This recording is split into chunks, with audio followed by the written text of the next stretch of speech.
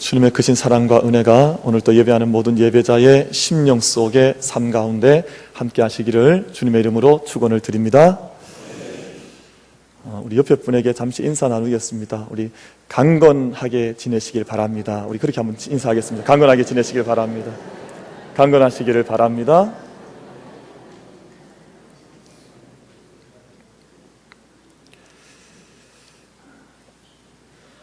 이스라엘과 팔레스틴 사이에서 전쟁이 지금 오랫동안 계속되고 있습니다.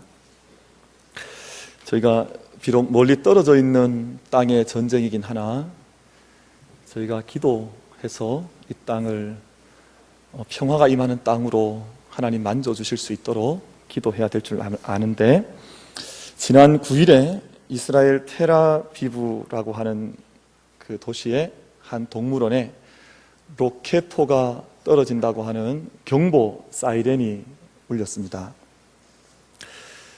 아주 시끄럽게 울렸겠죠. 저희도 우리 도로가에서 앰뷸런스 한 대 지나가면 얼마나 시끄럽습니까? 근데 전쟁을 알리는 사이렌이 울렸으니까 동물원에도 아주 소동이 일어나는데, 한 코끼리 한 마리가 큰 소리를 내기 시작했어요. 그래서 자기 꼬리를 흔들고, 또 코끼리가 등치가 크니까 땅에서 뛰면 얼마나 지치게 흔들리겠습니까? 근데 코끼리가 발을 구르고 또 귀를 펄럭이고 꼬리를 흔들고 막 이렇게 소리를 내니까 흩어져 있던, 곳곳에 흩어져 있던 코끼리들이, 동물원 이곳저곳에 흩어져 있던 코끼리들이 함께 한 자리로 다 이렇게 몰려 달려왔습니다. 보니까 왜 달려왔는고 하니, 그 작은 새끼 코끼리 2마리가 그 동물원에 있는데, 그 새끼 코끼리를 중간에 둔 채로 어미 큰 코끼리들이 가 둘레에 둘러싸서 보호 장벽을 이렇게 형성을 한 겁니다. 이 코끼리들이 참 대단하죠. 저희들보다 낫지 않습니까? 코끼리들이 위기가 오니까 자기들이 신호를 보내면 어른 코끼리들이 다 몰려와서 새끼 코끼리를 이제 지켜주는 그런 모습이 연출이 됐습니다. 코끼리가 원래 그렇답니다. 그래서 종족 보호 본능이 강해서 위기 때 귀를 펄럭이거나 꼬리를 흔들거나 이렇게 뛰고 소리를 내면 함께 몰려와서 서로를 지켜주는, 그래서 어떤 일 때문에 코끼리 한 마리가 먼저 목숨을 잃어도 그것을 먼저 떠나지 않고 시체를 다른 동물들이 상해하지 못하도록 그 주변에서 늘 맴돌면서 마지막까지 그 죽은 먼저 앞서간 코끼리를 지켜주는 그런 귀한 습성이 있다 그럽니다. 저희가 다 코끼리보다 낫기를 바랍니다. 사람들은 그렇지 않아요. 위기가 오면 막 자기 살겠다고 다 도망을 가고, 그런데 코끼리가 그런 습성을 가지고 있는데, 코끼리의 중요한 또 하나의 특징이 있는데 기억력입니다. 좋은 습성도 가지고 있지만 기억력이 좋아서 몇 년 전에 보았던 코끼리, 또 몇십 년 전에 보았던 코끼리 동물도 보면 다 이렇게 기억을 해낸다는 겁니다. 그래서 영어 표현에 be like an elephant 뭐 이런 말이 있어요. 관용구죠. 코끼리 같다 이런 표현인데, 이 말은 코끼리처럼 무슨 등치가 크다 이런 말이 아니라 기억력이 좋다 이 말입니다. 우리 성도님들도 다 기억력이 좋아지시기를 바랍니다. 저희는 기억력이 참 짧아요. 그래서 예배 드리고 나갈 때 설교 제목 다 까먹어버려요. 웬만하면 오래 기억하지 않는 습성이 있어서. 그런데 like be a elephant, 그러니까 코끼리처럼 기억력이 늘 뛰어나서 우리가 꼭 기억해야 될 것들 잊지 않는 그런 영성의 삶을 우리가 함께 걸어갈 수 있게 되기를 바랍니다. 2012년 3월 달에 코끼리를 돌보아 주던 남아공에서 활동하던 한 학자 로렌스 앤서니 박사라고 하는 분이 사망을 했어요. 돌아가셨습니다. 그랬더니 코끼리들이 다 어디선가 몰려와서 그 장례가 진행되던 이 앤서니 박사의 집 둘레에서 떠나지 않고 거기를 지켜줬다는 겁니다. 눈빛을 보니 아무도 안 놀라셔서 제가 상당히 놀랍습니다. 동물이, 코끼리가 그런 마음을, 그런 습성을, 그런 삶의 어떤 자기 본능이지만 그런 애티튜드, 자기의 태도를 가지고 살아간다는 이야기입니다. 잊지 않고 기억한다는 거죠. 어떤 노부부가 TV를 보다가 남편이 아내에게 부탁을 했습니다. 우리가 날씨도 덥고 하니 당신이 나가서 냉장고에서 아이스크림과 우유를 좀 가져다 주시오. 그런데 혹시 까먹을지 모르니 적어서 나가시오. 이렇게 해서 부탁을 했어요. 이 아내가 이 말을 듣고 기분이 좀 좋지 않았습니다. 나를 얼마나 무시하면 적어서 나가라 그러냐, 내 기억력이 얼마나 좋은데 자꾸 그렇게 핀잔을 주냐. 그러고는 나가서 쟁반을 들고 돌아오게 됐습니다. 근데 쟁반을 가지고 돌아오는데 보니까 거기에 삶은 계란이 담겨 있는 거예요. 남편이 말을 하기를, 아니 내가 나갈 때 적어서 나가라 그랬지 않았냐, 왜 소금은 안 가지고 들어오냐, 그랬다는 거예요. 뭐 두 부부가 거의 막상막하입니다.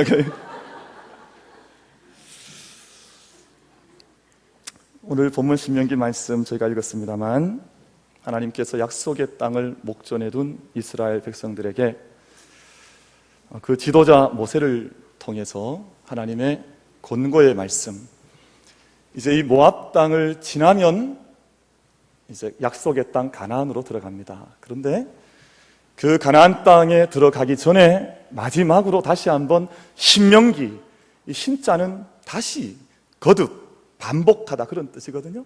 내가 다시 한번 반복해서 너희에게 하나님의 명령과 말씀을 선포한다 라고 해서 주신 말씀이 신명기 말씀입니다.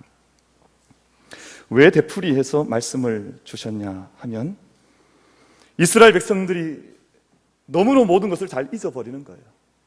그래서 은혜의 사건도 쉬이 잊어버리고, 하나님 동행하셨던 그 걸음도 그 걸음에서 함께 하셨던 것도 쉽게 잊어버리고, 그래서 늘 하나님 백성으로 훈련시켜 나가시는데 그 훈련 과정 중에 보니 이스라엘 백성들이 너무너무 잘 잊어버리니 이미 40년 전에 한 번의 언약을 맺었지만 다시 한번 반복해서, 다시 한번 거듭해서 되풀이해서 언약을 맺어주시게 됐습니다.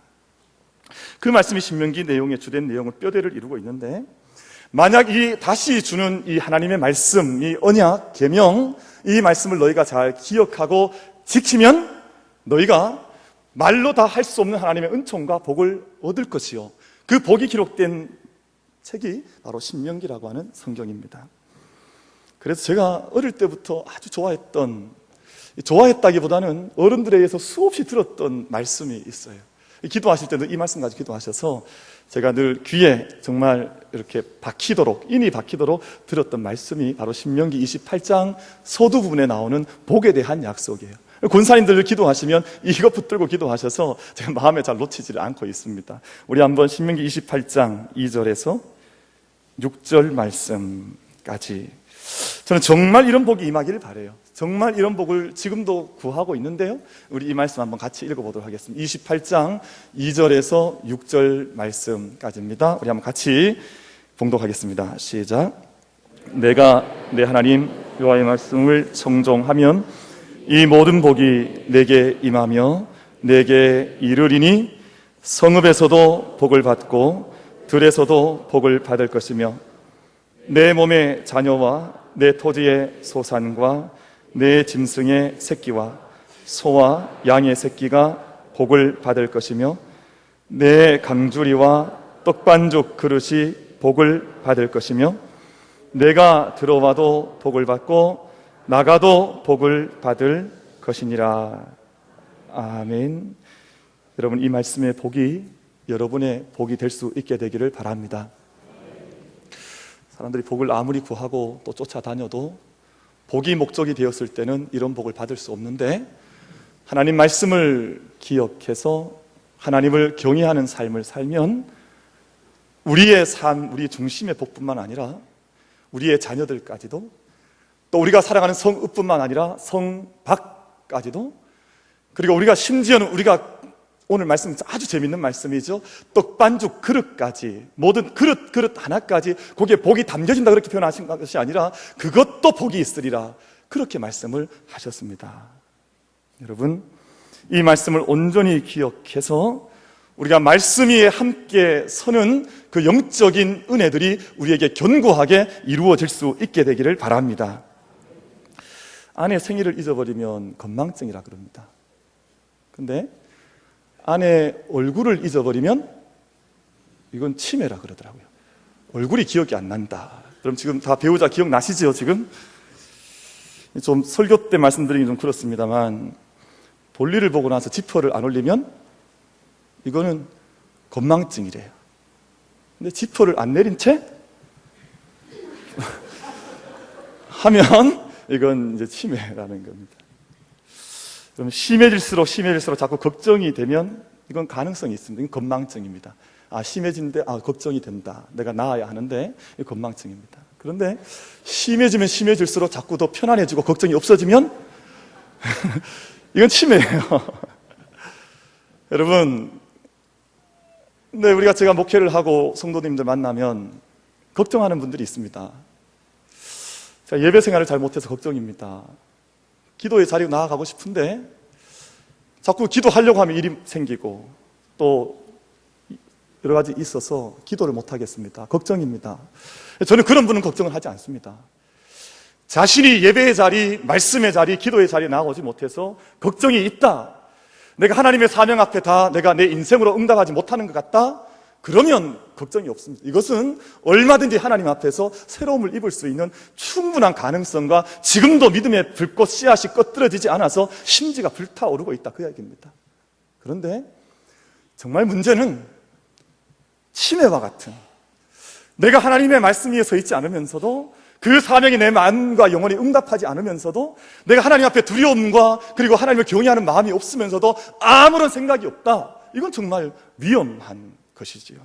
그래서 하나님께서 이스라엘 백성들에게 너희가 이제 이 강 건너면 너희의 약속의 땅 가나안 땅 들어가게 될 텐데 그 땅에 들어가서도 내가 너희와 함께 걸었던 이 40년 세월 잊지 말고 내가 너희에게 함께 해서 보여주었던 그 손길도 잊지 말고 아무리 어려운 일이 있든 아무리 즐거운 일이 있든 건망증, 치매 가지지 말고 내가 너희와 함께 하고자 하는 그 믿음의 길을 걸어가라.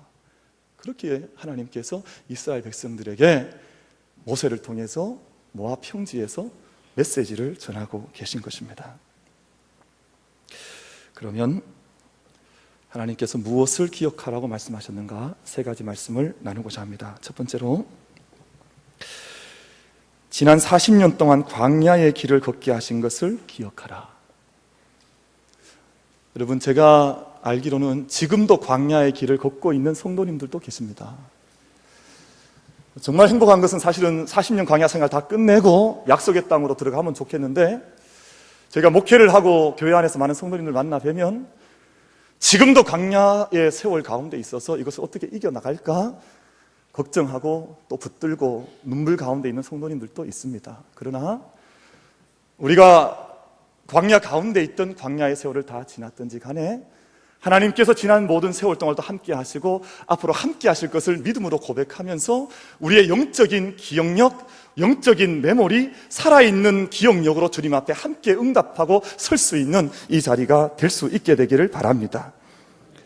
40년 광야 세월은 시험과 연단의 시간이었습니다. 또한 가르침과 훈계의 시간이었습니다. 그래서 오늘 본문 말씀을 보면 왜 하나님께서 그렇게 시험하시고 연단하시고 낮추셨는지 그 이유를 3절 말씀에서 우리에게 던져주고 계십니다. 우리 3절 말씀을 한번 같이 읽도록 하겠습니다. 8장 3절 말씀 같이 읽겠습니다. 시작. 너를 낮추시며 너를 줄이게 하시며 또 너도 알지 못하며 내 조상들도 알지 못하던 만나를 내게 먹이신 것은 사람이 떡으로만 사는 것이 아니요 여호와의 입에서 나오는 모든 말씀으로 사는 줄을 내가 알게 하려 하심이니라. 아멘.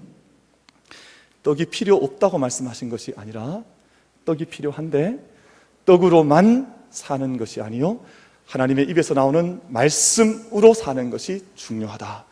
그렇게 너희의 인생은 서가는 것이다. 너희의 인생의 궁극적인 목적은 그렇게 세워 지어져 가는 것이다. 하나님께서 말씀을 하셨습니다. 그런데 문제는 사람들이 처음에 떡을 얻고 그 떡 너머에 있는 손길을 바라볼 수 있는 눈이 있었다가 점점점 그 떡에 매이게 되면 그 너머에 있는 손과 하나님의 은혜를 잊어버린다는 것입니다. 여러분, 지금 우리나라를 어지럽게 하고 있고 소란의 주의 그 가운데 있는 우리 이단 사이비 집단이 있죠. 근데 그 교주나 모든 그 회원들이나 처음부터 그렇게 눈이 어두워졌던 것은 아닙니다. 처음에는 순수하고 온전한 마음으로 하나님 말씀에 응답했던 사람들입니다. 그런데 그렇게 하고 보니 물질이 생겨나고, 물질이 생겨나자 처음 가졌던 모든 하나님에 대한 손길에 대한 것은 다 잊어버리게 되고, 물질과 떡만 저들 손에 나뉘어져 있어서 떡가방, 돈가방 옆에서 죽어갈 만큼 비참한 인생을 사람들이 살아가게 되는 것입니다. 사랑하는 성도 여러분, 우리가 하나님 앞에서 늘 우리에게 주신 은총의 선물들과 우리의 손에 들려져 있는 귀한 생명의 떡들을 붙들고 있다 할지라도, 우리가 그 이면 너머에 있는 보이지 않는 손길 가운데 우리를 인도해 주시고 함께 해주신 하나님의 손길, 하나님의 생명의 떡을 잊지 않는 우리 모두가 될 수 있게 되기를 바랍니다. 그래서 여러분, 요한복음 6장을 묵상해 보시면 아주 독특한 구조로 되어 있는데요, 예수님께서 이 땅에 꼭 필요한 떡을 예수님께서 주셨다 하는 오병이어의 기적이 말씀이 되어 있습니다. 그래서 광야에 나왔던 수천 명의 사람들에게 예수님께서 직접 떡을 다 주셨죠. 이 떡은 실제로 우리가 먹어야 살 수 있는 떡입니다. 저도 참 떡을 좋아하는데요, 그 떡을 예수님께서 직접 주셔서 광야의 변화의 떡, 기적의 떡으로 우리에게 먹고 살 수 있게 해주셨습니다. 근데 예수님께서 그 광야 사건에서 떡을 말씀하신 이후에 요한복음 후반부로 넘어가 보면, 너에게는 그 떡만 필요한 것이 아니라 정말 생명의 떡이 필요한데, 내가 바로 생명의 떡이요 나를 먹는 자는 영원히 줄이지 않고 영원히 살게 될 것이다 라고 하는 하나님의 생명의 떡에 대한 약속의 말씀을 해 주셨습니다. 저도 떡을 좋아하는데 특별히 기지떡을 좋아합니다. 예전엔 백설기를 좋아했었는데, 기지떡 잘 모르시죠? 아세요? 아시는구나. 저는 모르시는 줄 알았습니다. 기지떡은 저희 시골에서만 말하는 떡인 줄 알았는데 그 떡 되게 좋아합니다. 근데 떡으로만 사는 것이 아니어서 하나님 말씀으로 살아야 된다. 덴마크의 위대한 철학자인 케고르가 사람의 실존적인 단계를 세 단계로 구분했습니다. 첫 번째 단계는 감각적 인간의 단계가 있다. 근데 이 단계는 제가 좀 전에 말씀드렸던 것처럼 떡에 만족하는 단계예요. 내 육체가 기쁘면, 내 일이 만족하면, 내 배가 즐거우면 다 되는 것 아닌가 하는 자기의 지극히 육체적인 감각에 매여 살아가는 단계, 1단계라고 할 수 있겠죠. 그 다음 단계는 윤리적 단계, 윤리적 인간이 있습니다. 윤리적인 존재 기준은 자기 자신이에요. 그래서 내 안에 있는 인식과 기준에 따라서 내 삶을 영위해 나가려고 하는 욕구에 매여 살아가는 단계, 윤리적 두 번째 단계를 이야기했습니다. 근데 케고르가 마지막 세 번째 단계가 있는데, 이 세 번째 단계를 말하면서 본질적 인간은 신앙에 의한 영적인 삶을 살아가는 단계가 있다. 그래서 믿음의 가치, 신앙에 따라서 자기의 궁극적인 목적을 거기에 세워서 달려갈 수 있는 인간이 되는 단계가 바로 본질적 존재로, essential being으로 살아가는 존재로 살아갈 수 있다. 그렇게 설명을 했습니다. 사랑하는 성도 여러분, 우리가 지난 일주일 동안 또 여러 날 동안 우리 아이들에게, 우리 자녀들에게, 중고등부 아이들, 유치부 아이들, 또 우리 아동 1, 2부 아이들에게 말씀을 가르쳤습니다. 그래서 그 시간을 가리켜서 우리는 여름 성경학교라 그럽니다. 왜 성경학교를 하며, 우리가 왜 하나님 말씀 앞에 함께 서서 예배를 드리며 오늘 또 이렇게 주님 앞에 예배하는 인간으로, 주님 앞에 나오는 영적인 존재로 서 있는 것입니까? 이 세상이 주는 어떤 물질과 떡뿐만으로 살아가는 존재가 아니라 하나님 앞에서 영원한 생명 앞에 노출되어져서 그 양식의 은혜를 얻고 그 능력을 얻어서 영적인 존재로 거듭나기 위해서 하나님 우리를 그렇게 부르셨고 우리가 응답하고 있는 줄로 믿습니다. 그래서 우리 교회가 어릴 때부터 아이들에게 이 세상에 보이는 것에 눈을 빼앗기지 않고, 어른들도 마찬가지입니다. 보이지 아니하는 궁극적인 영원한 생명과 떡에 하나님 나라에 우리의 소망을 두고 우리가 그렇게 달려갈 수 있게 되기를 소망하고, 그 일을 위해서 함께 에너지와 힘과 믿음과 삶을 함께 모일 수 있는 은혜가 우리 교회에게 넘쳐날 수 있게 되기를 간절히 바랍니다. 그래서 하나님께서 첫 번째로 지난 40년 동안 너희가 어떻게 낮아졌던지를 기억해라, 그것을 말씀하셨고, 두 번째로 하나님께서 기억하라고 하신 것은 4절의 말씀에 드러나 있습니다. 40년 동안 걸어왔지만 너희가 그 가운데 어떻게 걸어왔던지를 기억해라. 우리 4절 말씀 함께 봉독하겠습니다. 시작. 이 40년 동안에 내 의복이 헤어지지 아니하였고 내 발이 부르트지 아니하였느니라. 아멘. 역사를 어떤 분들은 히스토리라 부릅니다. 히스토리 영어죠. 그런데 어떤 분들은 히스토리를 그냥 역사 이렇게 부르지 않고 그분의 이야기, 그래서 his story, 이것이 역사다 이렇게 말하는 분들이 있어요. 여러분 다 공감하십니까? 공감을 별로 안 해주시는 것 같아요. 네, 저는 이 말을 액면 그대로 믿습니다. 히스토리는 his story, 하나님의 이야기인데 이것이 우리의 역사이다. 그런데 우리가 지난 광야 40년 동안 걸어오면서도 그 거친 길 달려왔지만 우리의 발이 부르트지 않았었고 우리의 옷이 헤어져서 남루해지지 않았고 아무리 어려운 전쟁을 경험하고 또 수탈을 경험해도 하나님께서 면면히 우리의 하나님의 역사를 써오게 하셔서 여기에 이르게 하신 것이 하나님의 이야기요, 믿음의 이야기요, 우리 개인의 이야기들도 이 안에 다 포함이 되어 있다고 믿습니다. 저한테 어떤 분들이 자꾸 그런 이야기를 해요. 목사님은 부잣집 아들처럼 생겼습니다. 베개 하나 열애 하나 그런 분들이 있어요. 눈이 좀 나쁘신 분들이죠. 저도 그 말을 그냥 믿고 있습니다. 그런데 내가 그렇게 생겼구나.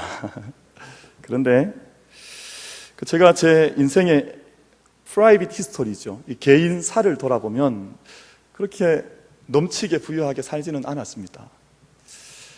저희 아버님이 좀 일찍 돌아가셨기 때문에, 그리고 저희 어머님이 3남매를 키웠습니다. 저희 위로 누이가 있고 형이 있고 제가 있는데 다 이렇게 쭈루룩 연년생이거나 두세 살 차이거나 이렇게 되다 보니까 이게 어려운 시절 불갑을 보낼 수밖에 없었죠. 그러다가 제가 이제 신학교 학부 1학년에 입학을 하게 되고 학교에서 이제 입학 통지서를 받았습니다.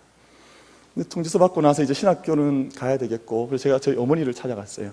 저희 어머니한테 가서 이걸 내밀고, 어머니께서 학교에 들어갈 수 있는 입학금 마련해 주시면 그 다음부터는 어머니께 기대하지 않고 의지하지 않고 제가 기도하면서 달려가 보겠습니다. 그런 이야기를 어릴 때 했던 것 같아요. 그 기억이 있습니다. 어머니 그걸 허락하셔서 당장에 돈이 당장 등록금이 툭 나오는 게 아니니까 우리 성도님들께서 잘 하시는 것처럼 농협에 달려가셔서 농협에서 학자금 대출을 빌리셔다가 등록금을 처음 마련해 주셨습니다.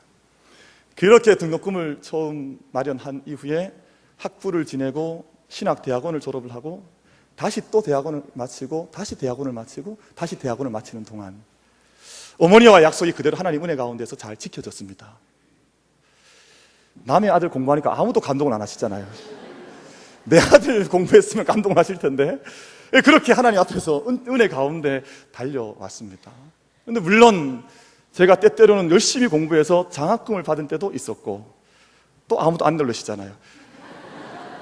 그때 공부를 때로는 못해서 등록금이 마련이 안 되면 그때는 노동을 하거나 노가다판에 가서 일을 해서 등록금을 번 적도 있었고, 때로는 책 한 권 사기 위해서 한 끼 걸러가면 책 살 전도 있었고 이렇게 해서 지금까지 달려오는데, 저는 오늘 읽었던 이 말씀, 너희가 지난 40년 동안 그렇게 지내왔어도 너희의 의복이 헤어지지 아니하고 너희의 신발이 닳지 않아서 너희의 발이 부르트지 않았다. 저는 이 말씀을 제가 경험으로 제가 가지고 있기 때문에 저는 이 40년 광야 생활의 흔적의 말씀을 하나님께서 이스라엘 백성들에게 그대로 주신 이 말씀을 저도 그대로 믿고 있습니다. 우리도 그렇지 않습니까? 지금도 아마 개인 사적으로 보면 더 어렵고 더 힘든 가운데 인생의 길을 걸어오시는 분도 없지 않아 있으리라 생각합니다만, 신실하신 하나님, 광야에서 함께 동행하신 하나님, 우리의 의복을 제공해 주시고 우리의 발을 지켜주신 하나님께서 아무리 역사가 어렵다 할지라도 믿는 이들을 통해서 역사를 이루어 가시며 하나님의 나라를 향해서 이 땅을 추동하고 계시다고 하는 그 믿음 속에서 오늘도 함께 걸어갈 수 있는 우리 믿음 공동체, 신앙 공동체가 될 수 있게 되기를 주님의 이름으로 축원을 드립니다. 여러분, 그래서 하나님께서 하시는 말씀이 너희의 능과 너희의 손으로 여기까지 왔다 자랑하지 말고 보이지 않는 곳에서 너희의 발걸음을 지켜오셔서 광야를 지날 때에도, 깊은 파도 속을 지날 때에도 너희와 함께 하신 그 하나님의 은총 손길 기억해서 그것을 잊지 말라 하신 이 말씀을 따라서 오늘 내 인생 60평생이든 80평생이든 우리를 인도해 오신 하나님의 은혜 앞에 감사하며 우리의 온 영을 다해서 하나님께 기억하며 예배하고 영으로 나아갈 수 있는 우리 모두가 될 수 있게 되기를 바라겠습니다. 마지막으로 하나님께서 가나안 땅에 들어가는 백성들을 향해서 염려하신 것이 있습니다. 너희가 그 땅에 들어가게 되면 크게 두 가지를 경험하게 될 텐데, 하나는 너무너무 번성하고 너무 번영한 그 땅의 문화를 보면서 너희의 마음이 작아질 것이다. 또 한 가지는 너무 거칠은 전쟁을 경험하게 되면서 너희 마음이 녹아내리게 될 것이다. 이 두 가지가 상반되지만 하나님께서 이것을 염려하셨습니다. 너희가 아무리 화려한 것을 보든지 아무리 거친 환경 속에 들어가든지 그 보이는 것, 들리는 것에 너희의 눈과 귀를 빼앗기지 말고 너희의 영적인 기억력을 다시 한번 온전히 고쳐 올려 세워서 하나님께서 그동안 어떻게 해오셨는지에 대한 믿음과 약속을 가지고 그 땅에서 너희의 약속의 땅을 개척해 나가야 된다. 하나님께서 그것을 말씀해 주셨습니다. 지난 브라질 월드컵에서 가장 충격적인 경기를 기억하십니까? 어느 경기가 가장 충격적이었습니까? 한국과 저희 물론 우리 한국 경기가 이렇게 좀 잘 풀리지 않았었기 때문에 아마 충격을 이래저래 받으실 수도 있겠습니다만, 온 지구촌 사람들이 다 충격받았던 것은 브라질과 독일의 경기였습니다. 스코어 기억하십니까? 7대1. 제가 몇 주 전에 축구 보시냐고 물어보니까 아무도 안 모르시는 것처럼 하시더니 대답은 잘 이렇게 기억을 하시는 것 같아요. 7대1로 졌습니다. 이 충격적이잖아요. 사람들이 많이 궁금해했습니다. 브라질이 아주 뛰어난 팀인데 왜 그 팀이 이렇게 독일에게 7대1로 무너질 수밖에 없었는가? 그래서 많은 분들이 연구하고 또 고민하고 이렇게 내어놓은 결과들이 있는데 제가 그것을 이제 간추려 봤더니 답이 나왔어요. 브라질이 겸허하지 않았다는 것입니다. 겸손하지 않았다.